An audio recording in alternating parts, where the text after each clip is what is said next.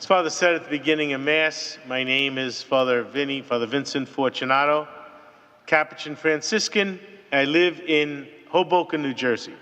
I've been waiting to do this parish mission. We kept getting pushed off with COVID, and at the time, I think, when I was asked, I was living in Wilmington, Delaware. So I've been transferred since then, but it's good. I'm a parochial vicar in Hoboken. Hoboken's a very small town, 1 square mile, but a very young town. A lot of young people live there. Happy to be here this weekend and this week to preach this parish mission. Parish mission, the theme is Lent, a new springtime.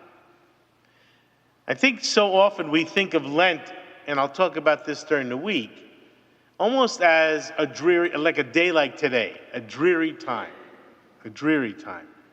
But it's not.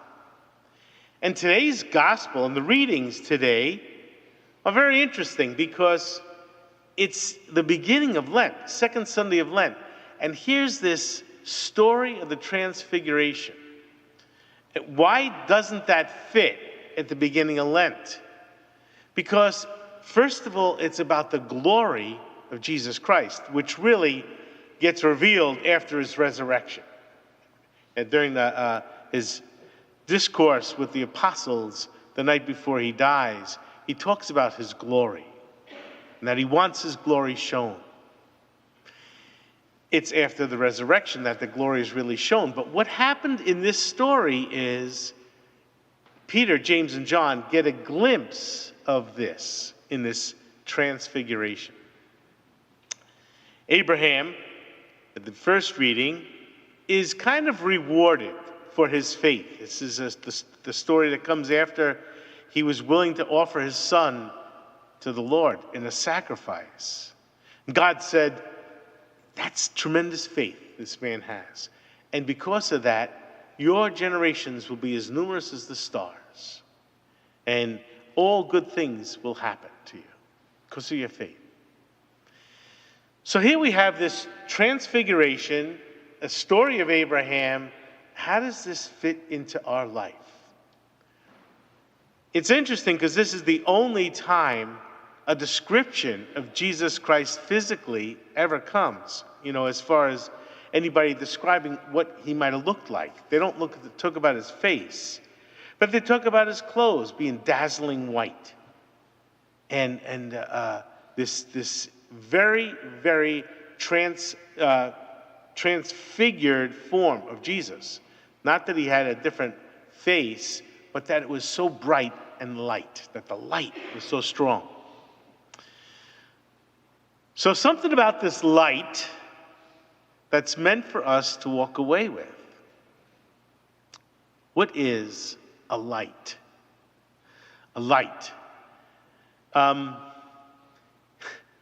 I don't know if you've ever had this experience. I think most of you have. That there's sometimes when in your life experience a change happens. Something happens inside your heart. Something happens that you can sense is a change of what's going to happen. Change. But a good change.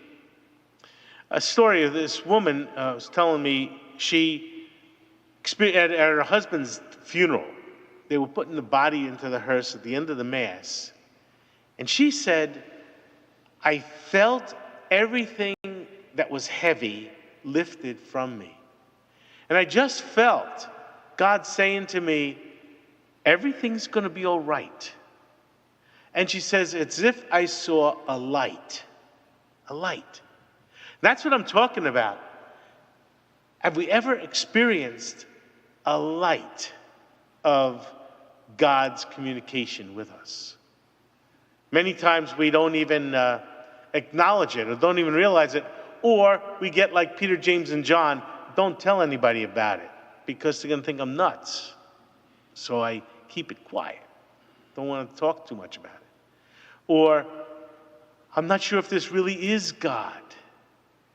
And most of the time, if not 99% of the time, it is God, especially if there is a light.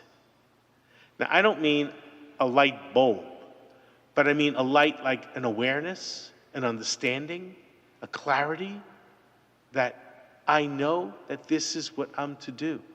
I know that this is what I'm supposed to be. I know that I'm supposed to answer this prayer. I know that I'm supposed to respond to this question that's being asked of me.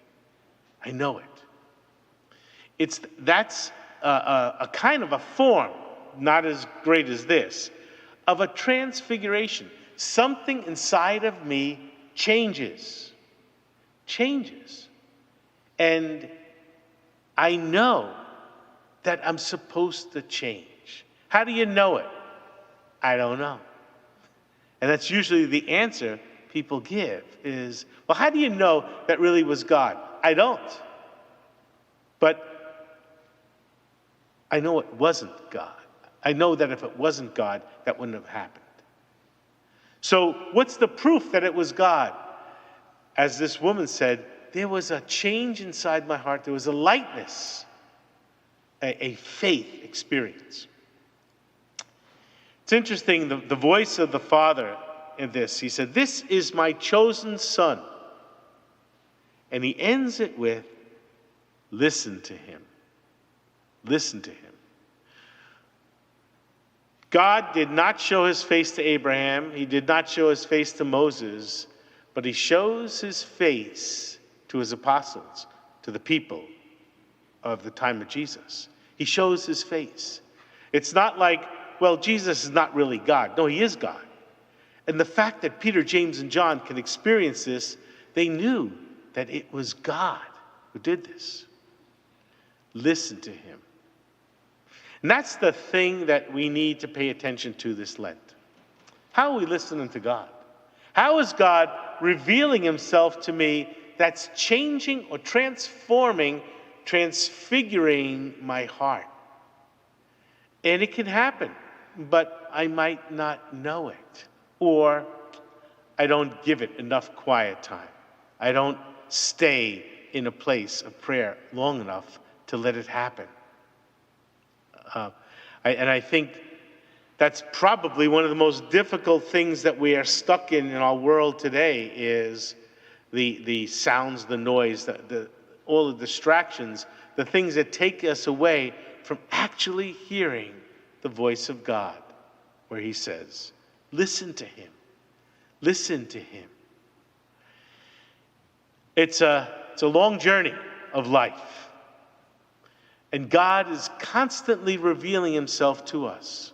Not a couple of times a day, all the time.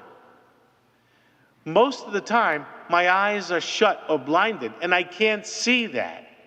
Every now and then, he hits me and opens my eyes to transform me and change me. I invite you to this parish mission this week as an opportunity to maybe listen to the Lord in a different way. Maybe listen to the Lord and how he might be speaking to you, not necessarily through me, but through others and through the way you pray together. That to come to the parish mission, to be able to take that time and that opportunity to be with the Lord and let him transform your life, where you begin to listen to him with different sounds in different ways. The parish mission is Monday night, Tuesday night, Wednesday night, and I encourage you to come. If you can't come, I encourage you to, at 7 o'clock on Monday, Tuesday, Wednesday, say a prayer for the parish. Say a prayer for the people of this parish, that their faith may be strengthened and changed, and the whole parish community becomes transformed.